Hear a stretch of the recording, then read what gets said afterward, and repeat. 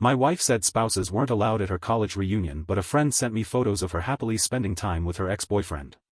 Helen, my wife of 7 years, stated 6 weeks ago that she was planning to attend her 10-year college reunion in Colorado. She asked if I wanted to join her, explaining that it was a relaxed weekend with everyone bringing their partners.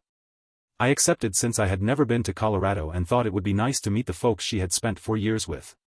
Helen appeared eager about the vacation, discussing hiking trails and places we might try. She even suggested we prolong our stay by a couple of days to make it a short vacation. We booked flights jointly and I took time off from work. I bought some new hiking boots and a jacket appropriate for the Colorado temperature. Helen and I spent the evenings poring over images from her undergraduate days, and she pointed out friends I'd meet. There was Mark, who had attended our wedding with his wife Jennifer and introduced Helen to her first job, and Carlos, who organized an annual charity run in which Helen participated. I noted she never mentioned Tyler, her college boyfriend, despite previous chats indicating that he was an essential part of her college experience. They had been together for over 3 years before breaking up in their final year. Then, around 10 days before the trip, Helen informed me that the reunion organizers had changed their minds and were no longer accepting spouses due to venue capacity limits. She appeared sad and apologized for the adjustment. I told her that was all right and that I'd spend the weekend catching up on household duties. I noticed she immediately shifted the conversation whenever I sought further information about the new arrangements. When I specifically inquired which other spouses had been excluded, she vaguely mentioned Mark's wife and a few others before bringing up a problem with her work assignment. Helen packed the night before her trip as I watched television in our bedroom. She appeared to take extra care with her dress selection, carrying several more possibilities than she normally would for a 4-day trip.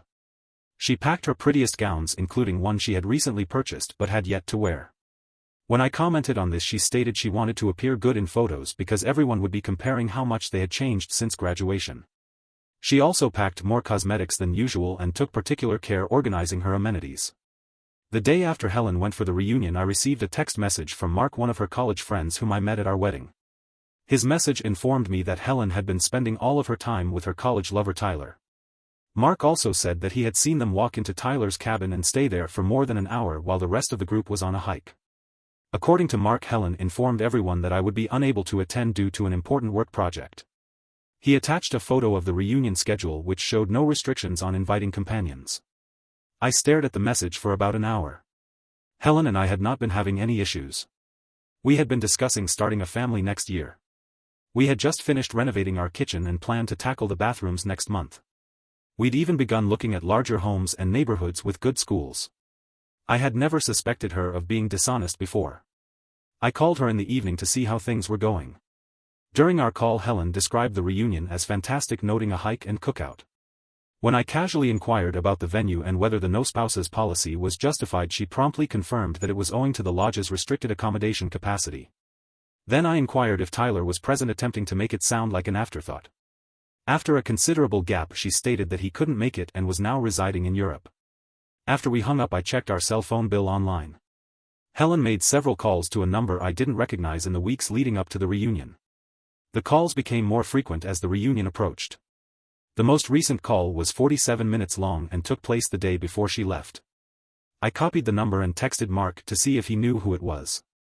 He confirmed that it belonged to Tyler, who had returned from London 6 months earlier following his divorce. I packed my bag and traveled to my sister's place. She is a family law attorney. I showed her Mark's text, the reunion schedule and phone records before explaining the problem. My sister advised me not to jump to conclusions and suggested that I speak with Helen when she returned, since the calls could be benign. When I pointed out that Helen lied about Tyler's absence and told everyone I couldn't come due to work, my sister acknowledged my concern but reminded me that 7 years of marriage deserved more than 3 days of doubt. She recommended waiting to see if there was a legitimate explanation before taking severe measures. I slept on my sister's couch for the next 3 nights. Helen did not call me back after our talk, which seemed unusual for a 4-day trip. She sent some generic updates and images from group outings, but nothing personal. The photographs were always of large groups, never of her alone or with specific people. I explored social media and discovered several images of the reunion shared by other guests. In 3 of them I could see Helen and Tyler standing close together. In one, his hand was on her lower back, while in another they were seated apart from the rest of the group, deep in conversation. When she was due to return, I went back to her house to confront her. I printed out the phone record screenshots of images I'd obtained online and the reunion itinerary, which showed no spouse limitations. I put them on the kitchen table and waited.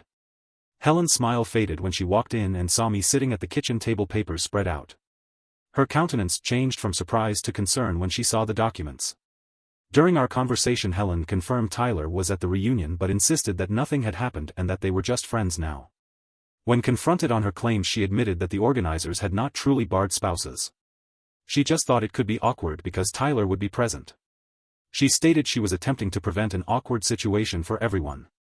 When I showed her the phone records from her 47-minute talk with Tyler the day before the trip, she attempted to deflect by calling my phone record check invasive. She stated Tyler contacted her about the reunion because he was apprehensive about seeing everyone after his divorce and wanted to know who would be there. I pointed out that this was their 12th call together in 3 weeks, not just a one-time talk regarding attendees. I explained that I had already spoken with my sister about divorce options. Helen got visibly agitated. She insisted that nothing occurred with Tyler. She stated she was simply being a friend to someone going through a difficult period following their divorce. According to her story, they just went to his cabin to fetch something from his car and Mark missed their return since he had already departed for the climb. She maintained she was only assisting Tyler with his divorce and had even paid for the majority of his meals while he was between jobs. I showed her the social media photographs of his hand on her back. She dismissed it as people crammed close for a group photo despite the fact that there was plenty of space around them in the photo. I told her I was going to spend the night at my sister's because I needed to think. Helen followed me as I packed, her voice growing increasingly agitated as she said I was overreacting to nothing and that I was willing to give up 7 years of marriage over insignificant texts and images. She mentioned our future plans for children in the home we were considering purchasing. As I zipped my bag, she blocked the bedroom doorway, imploring me to stay and sort things out. I simply waited till she moved aside and then departed without replying to the accusations. Helen phoned 27 times that night. She left 14 voicemail messages, each one more dramatic than the last. I didn't pay attention to most of them. Over the next 2 days she texted me frequently, alternately apologizing, explaining and accusing me of being unreasonable. My sister agreed to postpone any legal procedures while I thought things over. I simply don't know what to do anymore. 7 years of marriage and I never saw this coming. My head is spinning trying to make sense of everything. My buddies are split. Half saying I should listen to her entirely and that couples have survived worse. The other half claims that lying alone reveals who she truly is. I can't eat. Did anyone else catch their spouse lying about something like this? I never expected to be in this position and I honestly don't recognize my life right now. Update 1: I'd like to thank everyone who responded on my initial post. I read every single comment even if I was unable to react to all of them. During the most difficult times of my life, this community has provided me with incredible support. So many of you had similar experiences which made me feel less alone in this. To those who have asked for an update, it has been 2 weeks since I learned of Helen's lies.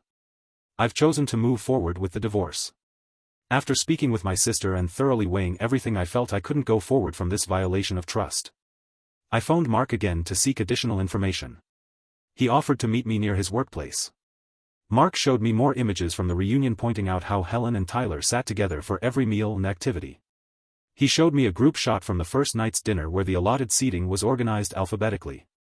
However, Helen had moved her name card and sat next to Tyler instead of her allotted seat. Mark claimed that he hadn't intended to get involved, but seeing them go throughout the trek seemed wrong. His wife had noticed too and pushed him to inform me. He confirmed that Helen and Tyler spent the most of the reunion together, frequently leaving from the main group to share private jokes, and sat together at each meal. Another classmate mentioned how they appeared to have picked up where they left off in college. Regarding the cabin incident, Mark presented a timeline that contradicted Helen's account. The hike was supposed to last 90 minutes along a nearby national park road. Helen and Tyler vanished around 15 minutes into the hike, claiming they had left something at the cottage and would catch up. They were not with the group when they returned and did not attend the post-hike lunch.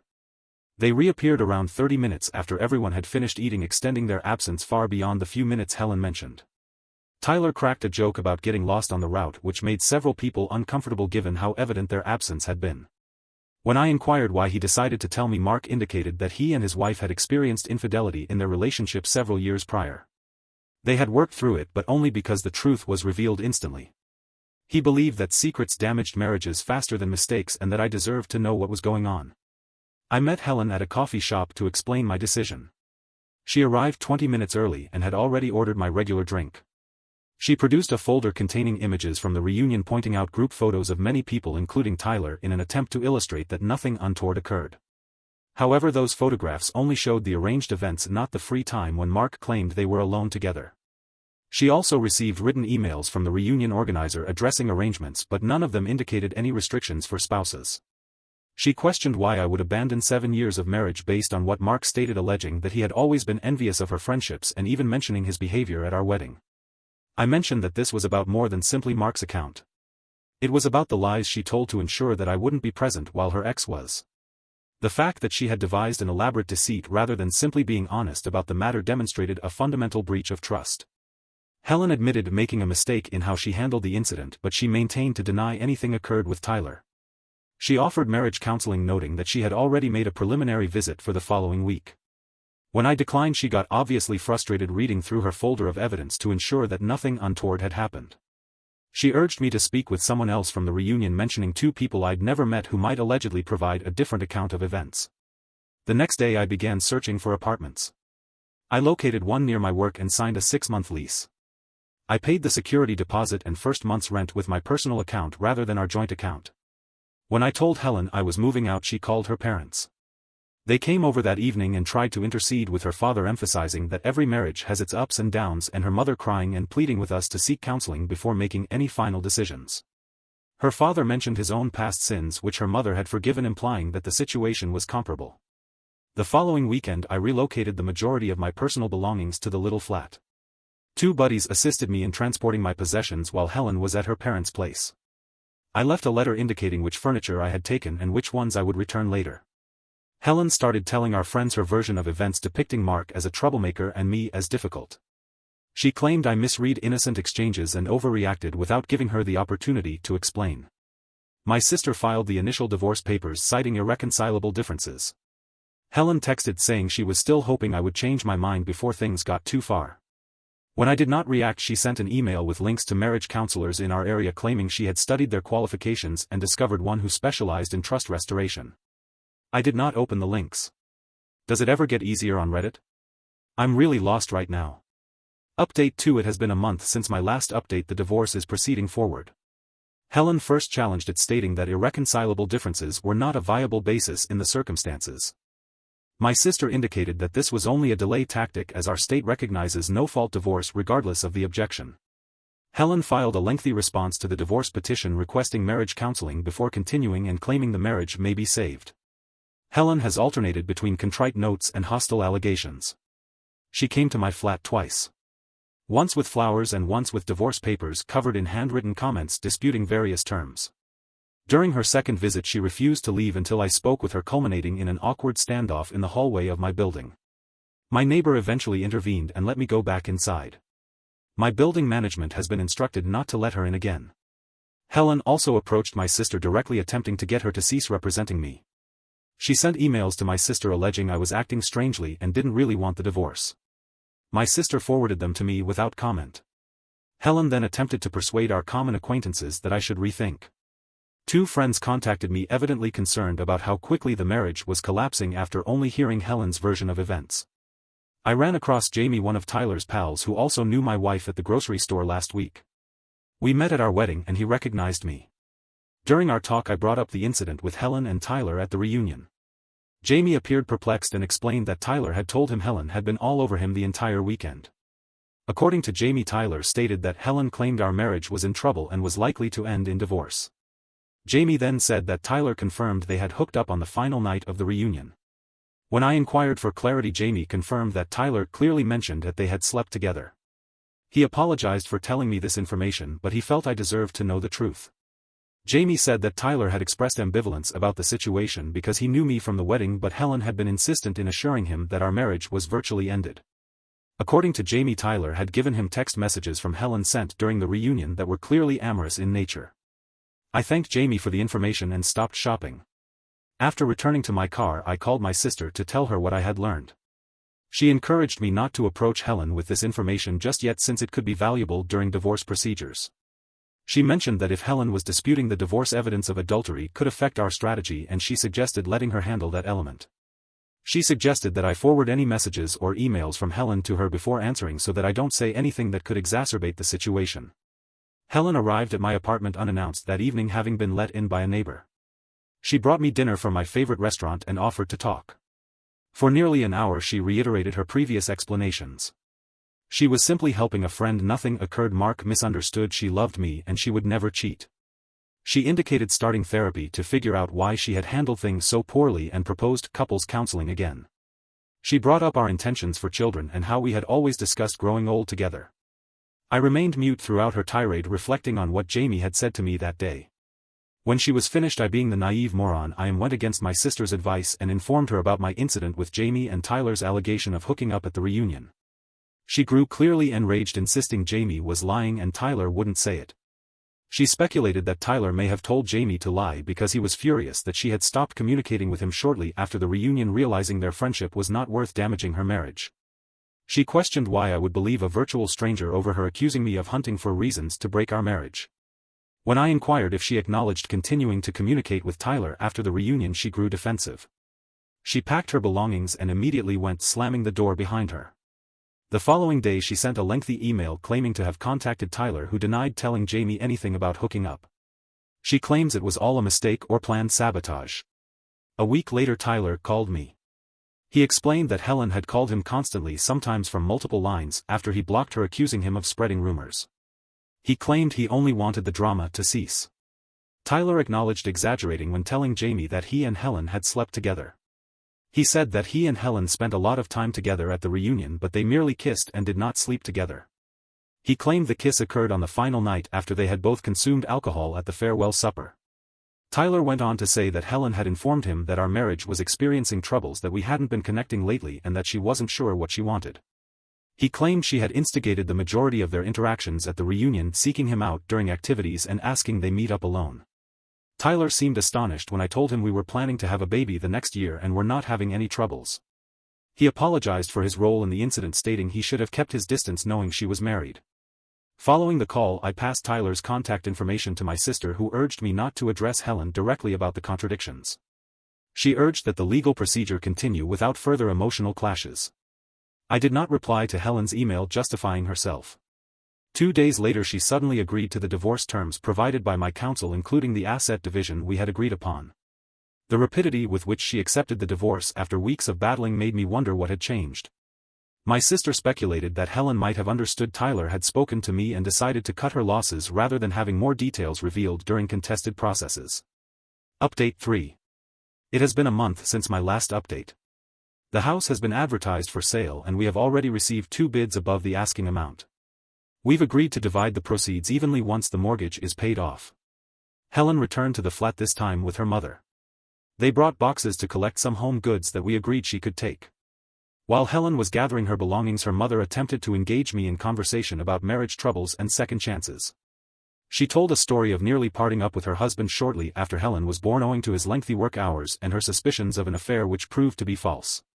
She underlined how delighted she was that they had worked through their issues rather than separating.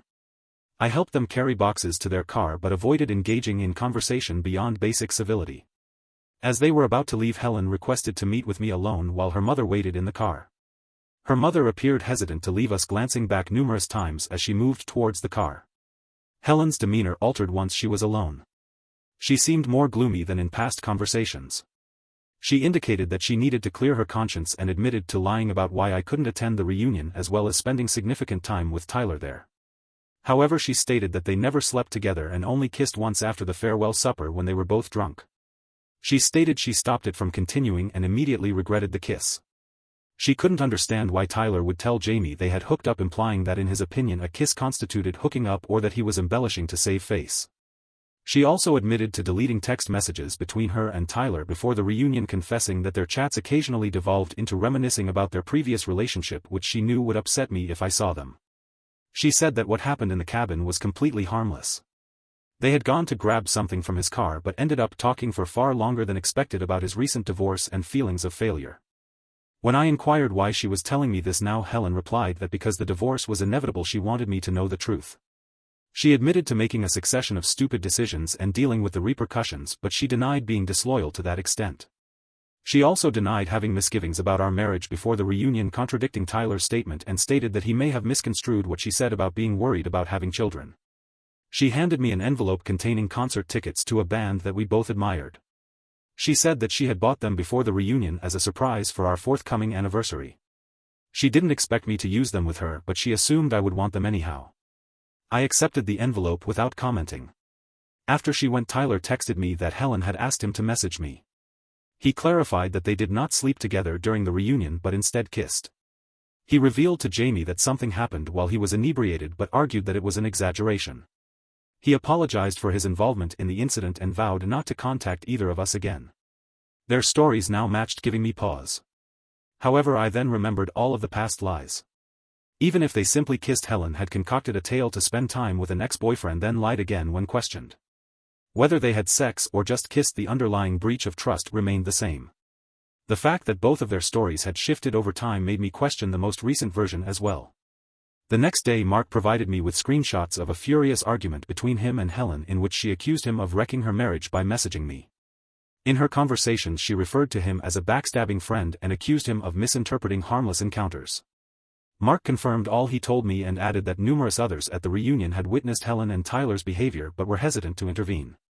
He recounted particular incidents that I had not heard about before, such as Helen and Tyler missing from an evening bonfire for more than an hour. Helen stated in her letters to Mark that she and Tyler talked about their previous relationship during the reunion and reminisced about old times. She accused Mark of making assumptions about their cabin time, but she didn't deny they'd been alone together for longer than she had previously reported. She also mentioned inside jokes and light flirting which viewers should not have taken seriously. For me, each new piece of knowledge simply reinforced my decision. Even Jamie's late statement about the kiss appeared to be a half-truth intended to explain away her disclosure while downplaying her conduct. The pattern of dishonesty followed by scant admissions when presented with facts had eroded any basis for confidence. I focused on starting my new life. I bought furnishings for my apartment rather than using the temporary things I had moved from our home. My sister referred me to her husband's friend who needed help rebuilding his basement, which has given me something to work on in the evenings and weekends. Helen has ceased reaching out as frequently. According to common acquaintances, she has been telling people that she made a mistake but that my refusal to forgive was the true reason our marriage terminated. Some believe her but others don't. I've quit attempting to amend the record or justify my judgment. Those who know me understand, while those who don't are irrelevant to my future. The divorce will be finalized in the next few months, ideally as soon as feasible. I'll provide an update then. Final update. The divorce was completed last week. I expected to receive the final papers without any drama, but that was not the case. Helen emailed me 2 days before our divorce became legal. The subject line was the whole truth. I almost deleted it before reading it, but curiosity got the best of me. Helen ultimately acknowledged in the email that she and Tyler had slept together twice during their reunion. She claimed she fought the divorce so hard at first because she couldn't bear accepting the whole truth even to herself. Tyler contacted her a month before the reunion according to her email, and they had been communicating on a regular basis since then. When she discovered he was there, she purposefully made up the tale about couples not being welcome. She revealed information I had not previously known. Their first night together had been arranged ahead of time rather than being a spontaneous decision affected by alcohol, as she had previously stated. She had planned to meet him in his cabin after the welcome supper, telling others she needed to make a business call. Their second encounter came after the goodbye meal when most people were preoccupied with group activities. She apologized for everything, especially for trying to make me appear irrational to our friends for seeking a divorce. She admitted to manipulating the issue by only acknowledging parts of the truth when presented with evidence. She concluded by claiming she was not asking for forgiveness but rather to cease living with the lies. I sent the email to my sister without comment. She called me right away to see if I was okay. I confirmed I was fine, as I had suspected all along. When she asked if I wanted to utilize this admission in the divorce process, I rejected, indicating that the terms were fair as they were and that all I wanted was to get it done. The documentation was filed in my records, but I saw no point in using it to punish Helen further. I did not reply to Helen's email. There was nothing more to say. Helen's sister called me the day after her divorce was finalized. We'd always gotten along nicely at family gatherings. She had learned of Helen's confession email and wanted to apologize for how her family had treated me during the process. She stated that Helen had finally told their parents everything and they were embarrassed by how they had pushed me to reconcile. I informed her that it was not their fault. They were merely supporting their daughter as was expected. She emphasized that they didn't blame me for the outcome, with her father feeling particularly guilty about what he said to me during his intervention. 2 days later I received another email from Helen requesting that we meet one final time to return some of my personal items she discovered while packing up the house which we had agreed to sell as part of our divorce settlement. I agreed to meet. Helen arrived 10 minutes late and handed me a tiny box containing my grandfather's antique watch and some images from my childhood mixed with hers. The watch had been missing for months and I accused Helen of misplacing it while cleaning. She claimed she had found it a long time ago but had hidden it after an argument and forgotten about it until packing. After an awkward pause she thanked me for not using her confession email against her legally. I just stated that it would not have benefited either of us. Her looks had changed. She had cut her hair short and was thinner than when I last saw her. She indicated that she will continue with therapy in order to better comprehend her behavior. We finished our coffees in silence. As we were about to leave she asked if I would consider remaining in touch on occasion as friends. I politely rejected, explaining that I believed a clean split would be healthy for both of us. She nodded and didn't press any further. Thank you Reddit for being there during this journey.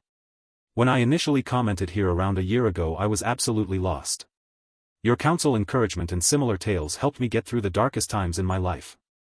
Thank you for watching. For more videos like this, remember to like and subscribe.